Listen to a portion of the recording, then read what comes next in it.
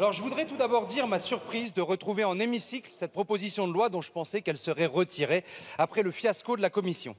Je tiens d'ailleurs à rassurer Monsieur de Lépinot, je n'utiliserai pas aujourd'hui le féminin générique. J'ai pu constater à quel point se faire appeler Monsieur la rapporteur avait pu l'angoisser, alors qu'il trouve parfaitement normal que l'on dise Madame le rapporteur à ses homologues.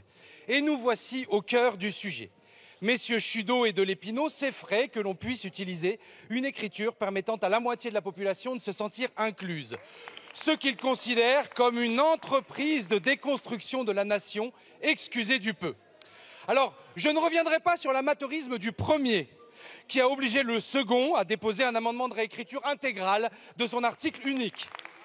Je ne répéterai pas qu'ils veulent interdire le point médian là où il n'existe pas, à l'école ou dans les actes d'état civil, ou encore là où leur loi serait inopérante du fait de la liberté académique à l'université.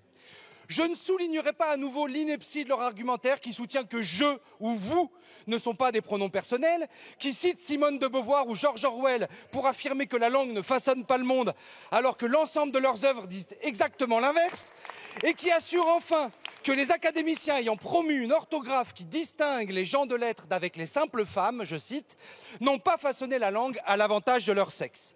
Non, je ne le ferai pas, ce ne serait pas charitable. Je me contenterai donc de dire ce qui est.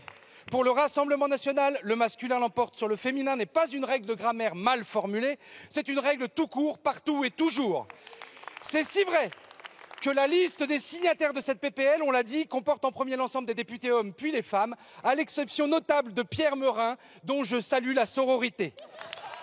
Je terminerai, monsieur le rapporteur, sur un mot latin.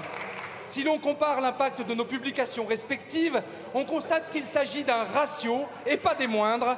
Alors ce soir, pour compléter, nous allons ratio définitivement votre proposition de loi.